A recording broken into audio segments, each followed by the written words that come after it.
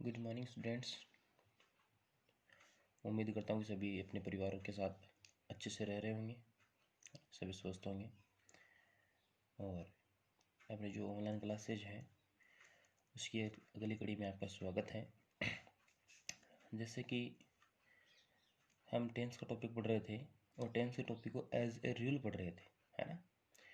तो अगर as a rule की अगर हम बात करें टेंस के टॉपिक की, तो हमने उसमें 11 रूल थे, 11 रूल हमने पढ़ लिए थे। और अपना जो 11वां रूल था वो as a conjunction, and conjunction को हमने पढ़ा था कि अगर एंड कंजक्शन हो, एंड कौन सा कंजक्शन होता है, क्युमुलेटिव कंजक्शन होता है, योजक, जो कि क्या करता है, दो जो सेंटेंसेज हैं उनको जोड़ता है। अगर हमने पढ़ा था कि पास्ट टाइम को शो करे, किसको शो करे, पास्ट टाइम वाला, एक तरफ क्या हो, पास्ट दिया हुआ है तो वर्ब का सेकंड फॉर्म या फिर did plus not plus verb का फर्स्ट फॉर्म, तो दूसरी तरफ भी क्या आएगा, पास्ट ही आएगा, या तो वर्ब का सेकंड फॉर्म है तो वर्ब का सेकंड फॉर्म आएगा, या फिर डिड नॉट प्लस वर्ब का फर्स्ट फॉर्म दे रखा तो डिड नॉट प्लस वर्ब का फर्स्ट फॉर्म ही आएगा। तो अपन जो अपनी इंग्लिश ग्रामर क्लास थी, इंग्लिश ग्रामर में हम पढ़ रहे थे टेंस, क्या पढ़ रहे थे, टेंस पढ़ रहे थे। आज आपका 17 सितंबर है। इस 17 सितंबर की जो आपकी क्लास है वो हम स्टार्ट करेंगे रूल नंबर 12 से, रूल नंबर 12 से स्टार्ट करेंगे। रूल नंबर अगर 12 की बात करें तो जिस प्रकार से अपन ने 10वां रूल पढ़ा था, 11वां पढ़ा था, है ना। 10वां तो पढ़ा था हमने एज ए सिंस कंजक्शन और 11वां पढ़ा था हमने एज ए एंड कंजक्शन। तो उसी कड़ी में अपना जो 12वां रूल है वह है आपके बट कंजक्शन का। कौन से का, बट का। आपके पास में दो सेंटेंस को जोड़ने वाला कौन सा कंजक्शन हो, बट कंजक्शन हो, और किसको शो करे, पास्ट टाइम को। पास्ट टाइम को शो करने का मतलब या तो एक तरफ पास्ट दिया हो या दूसरी तरफ क्या दिया हो, पास्ट दिया हुआ हो। आपका जो बट है कौन सा कंजक्शन होता है, एडवर्सिटिव।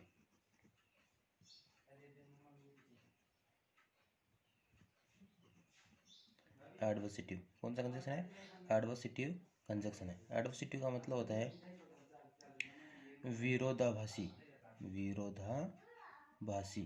कौन सा कंजक्शन है, विरोधाभासी कंजक्शन है। बट का मतलब होता है किंतु, परंतु या फिर लेकिन, किंतु परंतु या लेकिन। बट आपका कौन सा कंजक्शन, एडवर्सिटिव कंजक्शन, ADVERSATIVE,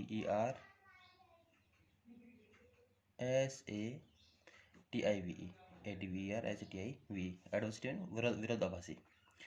विरोधाभासी का मतलब है कि अगर एक तरफ आपका सेकंड फॉर्म दिया हुआ है, आपको क्या दिया हुआ है, एक तरफ आपका सेकंड फॉर्म दिया हुआ है तो दूसरी तरफ इसका क्या होगा, विरोध होगा। तो इस तरफ क्या आएगा, डिड नॉट प्लस वर्ब का फर्स्ट फॉर्म, क्या आएगा, डिड नॉट प्लस वर्ब का फर्स्ट फॉर्म। अगर आपको ये दिया हुआ है तो ये लगाना है, और अगर आपको ये दिया हुआ है तो ये लगाना है। कहने मतलब बट का, बट से ही ध्यान रखना है कि बट में क्या कर रहा है, किंतु परंतु है ना। और किंतु परंतु का मतलब इधर अगर डिड नॉट प्लस वर्ब का फर्स्ट फॉर्म आ रहा है तो दूसरी तरफ क्या आ जाएगा, वर्ब का सेकंड फॉर्म आ जाएगा। अगर सेकंड फॉर्म दे रखा तो दूसरी तरफ क्या आ जाएगा, डिड नॉट प्लस वर्ब का फर्स्ट फॉर्म आ जाएगा, है ना। इस चीज़ का ध्यान रखना है। फॉर एग्जाम्पल, अगर हम एग्जाम्पल से समझें, ही tried a lot, he tried a lot at the platform, at the platform, but he, फिर क्या है, ब्लैंक स्पेस, क्या तरीका है, blank space, the train, the train, कोष्टक में है बोर्ड,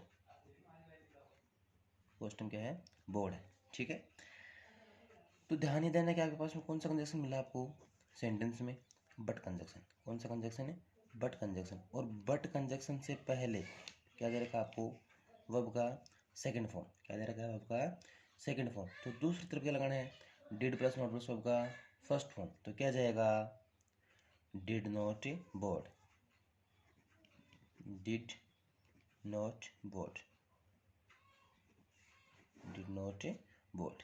है समझ में। तो बोर्ड क्या है, बोर्ड का मतलब होता है नीचे से ऊपर चढ़ना। फॉर एग्जांपल जैसे कोई ट्रेन है, भाई ट्रेन में सीढ़ियाँ दी हुई होती है ना, सीढ़ियों से ऊपर क्या हो रहा है, ऊपर चढ़ रहा है ना। तो बोर्ड का मतलब है नीचे से ऊपर ही चढ़ना। आपका जो 12वां रूल है एक बार अच्छी तरीके से देख लें। 12वें रूल में क्या दे रखा है आपको, बट। कौन सा कंजक्शन है, एडवर्सिटी कंजक्शन, मतलब ये विरोधाभास करता है, किंतु लेकिन परंतु। अगर बट की एक तरफ आपका सेकंड फॉर्म दे रखा है तो दूसरी तरफ क्या आएगा, डिड नॉट प्लस होगा फर्स्ट फॉर्म, या फिर डिड नॉट प्लस होगा फर्स्ट फॉर्म दे रखा है तो क्या जाएगा, आपका सेकंड फॉर्म आ जाएगा। जैसे अपने एग्जांपल देखा कि he tried a lot at the platform, उसने प्लेटफॉर्म पे काफ़ी प्रयास किया, बट लेकिन he did not board the train, वो ट्रेन में नहीं चढ़ सका। ठीक है, आया समझ में। चलो अगला रूल देखते हैं, रूल नंबर 13। रूल नंबर 13 जो आपका 13वां रूल है ना। 13वें रूल में है क्या, जैसे आपकी एक आफ्टर और बिफोर की टर्म्स आती है, आफ्टर बिफोर की टर्म्स आती है, और वो क्या कि एग्जाम में बहुत बार आती है, बहुत बार आती है ना। तो आफ्टर या बिफोर, आफ्टर बिफोर सेंट, ध्यान ये रखना है कि सेंटेंस के स्टार्टिंग में क्या दिया हुआ हो, ब्लैंक स्पेस दिया हुआ हो। सॉरी, सेंटेंस के स्टार्टिंग किससे हो, आफ्टर या बिफोर से हो, किससे हो, आफ्टर या बिफोर से हो। तो ब्लैंक स्पेस वाला दूसरा रूल आएगा, सेंटेंस के स्टार्टिंग में क्या दिया हो आपको, आफ्टर या बिफोर में से कोई एक मिले, और उसके तुरंत बाद में क्या मिले आपको, ब्लैंक स्पेस मतलब खाली स्थान है मिले, तो उसमें क्या करोगे, वर्ब की फर्स्ट फॉर्म में क्या लगाओगे, आईएनजी। कहने का मतलब आपको यहाँ पे ब्लैंक स्पेस हो और उससे पहले कोई आफ्टर या बिफोर में से एक दिया हुआ हो, तो इसमें क्या लगाओगे, वर्ब की फर्स्ट फॉर्म में आईएनजी। अगर इसके साथ में आपको दूसरा, जैसे कि एक पूरा क्लोज होता है पूरा, है ना, अगर दूसरा क्लोज भी दे रखा है तो उसमें क्या लगाओगे, पास्ट सिंपल। क्या लगाओगे, पास्ट और सिंपल। और पास्ट सिंपल के लिए क्या लगाते हैं, वर्ब का सेकंड फॉर्म या फिर डिड नॉट प्लस वर्ब का first form, did not plus verb का फर्स्ट फॉर्म। ध्यान रहे पहले क्लोज में अगर आफ्टर या बिफोर के तुरंत बाद में ब्लैंक स्पेस तो वर्ब की फर्स्ट फॉर्म में आईएनजी लगाएंगे, अगर दूसरा क्लोज दे रखा है तो उसमें पास्ट सिंपल लगाएंगे। लेकिन मोस्टली क्या होता है अपने पास, ये आपको ब्लैंक स्पेस के रूप में मिलेगा, ये आपको दिया हुआ मिलेगा। ठीक है, एग्जाम्पल से समझें। अगर एग्जाम्पल की बात करें, आफ्टर ब्लैंक स्पेस ब्रैकेट में reach at the top, at the top he shouted, he shouted loudly, he shouted loudly। तो अब अपना ध्यान इतना ही था कि आप सेंटेंस के स्टार्टिंग में आफ्टर या बिफोर हो, उसके तुरंत बाद में ब्लैंक स्पेस हो, तो क्या लगाएंगे, आपके फर्स्ट फॉर्म में आईएनजी, है ना। इस कोमा के बाद देखो आगे क्या दे रखा है, वर्ब का सेकंड फॉर्म दे रखा है, वर्ब का सेकंड फॉर्म। भाई ये तो अपनी बात हुई थी, पास्ट सिंपल लगाना है, वर्ब का सेकंड फॉर्म दे रखा है। लेकिन आफ्टर या बिफोर के तुरंत बाद में अगर ब्लैंक स्पेस है तो फर्स्ट में क्या लगाएंगे, आईएनजी। क्या जाएगा, रीचिंग, क्या जाएगा, रीचिंग आ जाएगा। ठीक है, आया समझ में। अब देखो एक एग्जांपल और समझो। अपन ने आफ्टर से स्टार्ट होने वाले सेंटेंस की बात कर ली, अब एक बात करते हैं बिफोर से स्टार्ट होने वाले सेंटेंस की। बिफोर ब्लैंक स्पेस ब्रैकेट में फिनिश, क्या है, finish the end line, the end line, comma, मतलब सेंटेंस दूसरा स्टार्ट होना, he started, he started coughing,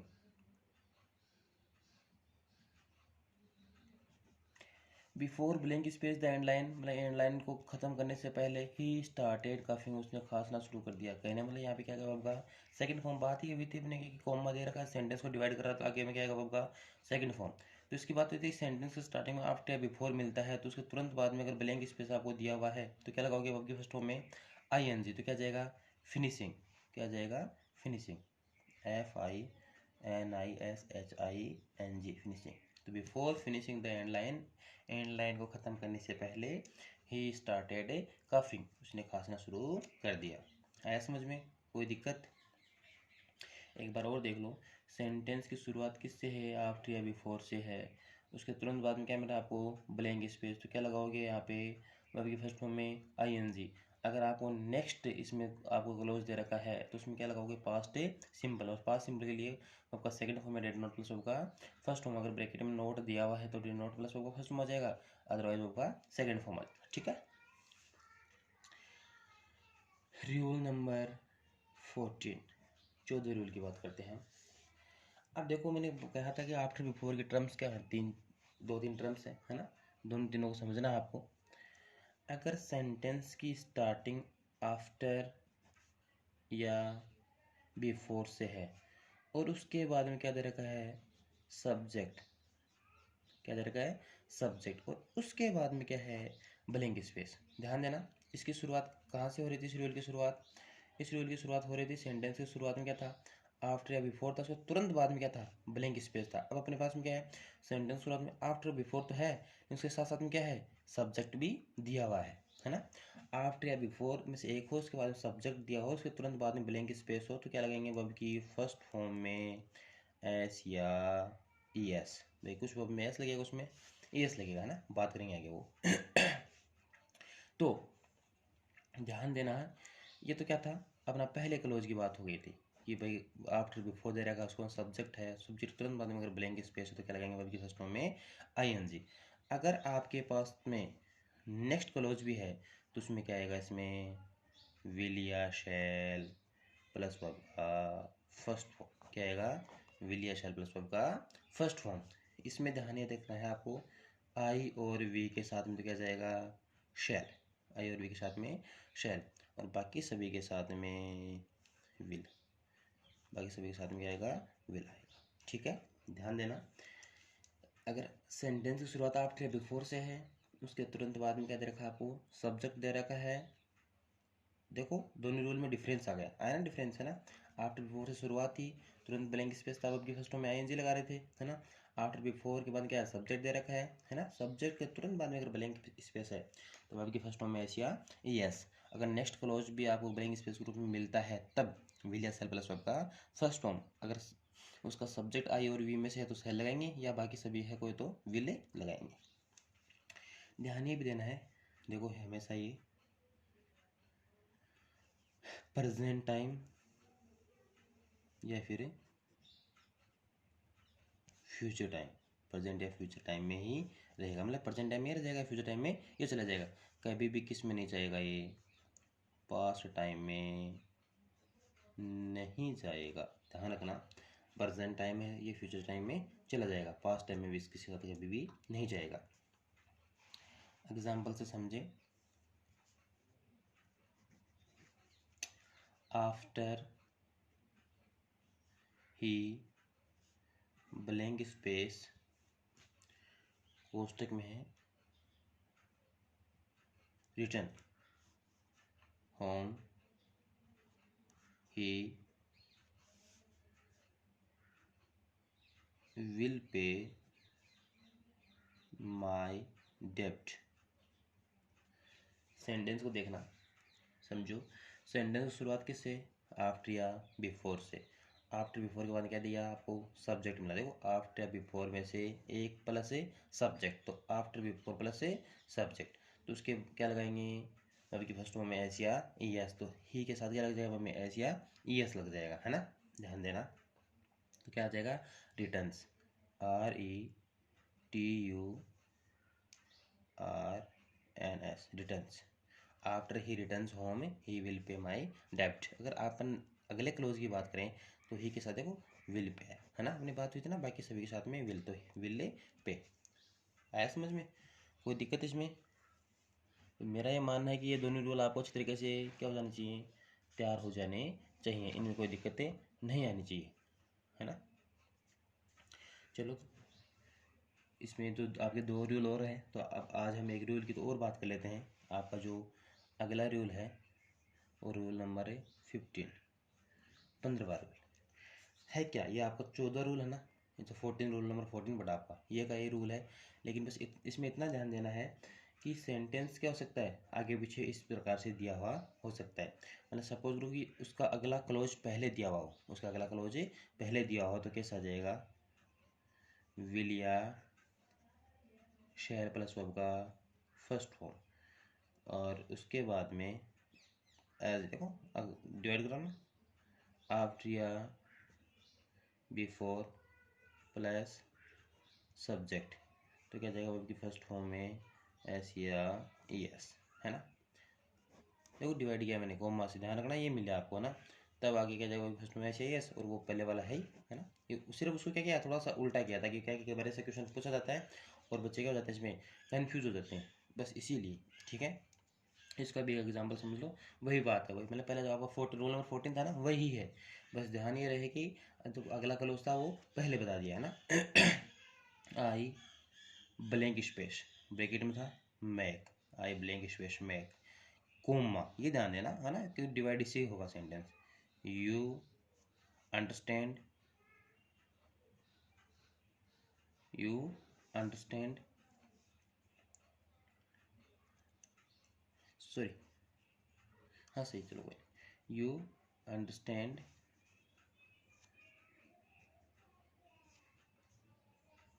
sorry यहाँ देखें यानी आई ब्लैंक स्पेस है ना, यू अंडरस्टैंड कोमा यहाँ पे बेटा जी ध्यान देना, कोमा यहाँ पे है, आफ्टर क्यों, आफ्टर बिफोर से पहले आना चाहिए ना, आफ्टर यू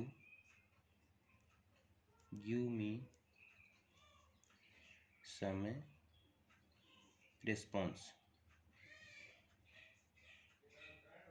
सम रिस्पॉन्स, ध्यान देना कोमा के बाद में क्या दिया, after, A F T R, after, after के साथ में क्या है, सब्जेक्ट है, आफ्टर प्लस से सब्जेक्ट, तो देखो यू के साथ में आई यू ऐसे ऐसे लगता नहीं है, तो क्या आ गया वर्ब का ऐसा फॉर्म आ गया, तो उस पहले में क्या जाएगा, विल या शैल प्लस वर्ब का फर्स्ट फॉर्म, तो अपनी बात हुई थी आई और वी के साथ में क्या आता है, शैल, तो शैल मेक, शैल मेक, तो I shall make you understand after you give me some response, भाई मैं आपको कुछ बताऊंगा इसके बारे में, समझाऊंगा कब, जब तुम मुझे क्या करोगे इसके बारे में कुछ रिस्पॉन्स दोगे, आया समझ में, है ना।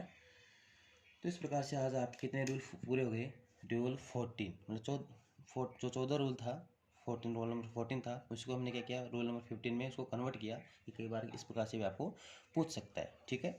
तो ध्यान रहे इस प्रकार से कोई दिया हुआ हो तो आपको किस प्रकार से करना है, बाकी की जो अगली क्लास होगी उसमें अपना जो एक रूल रहेगा ना आफ्टर और बिफोर का, वो क्या करेंगे अपन अगली क्लास में करेंगे, ठीक है।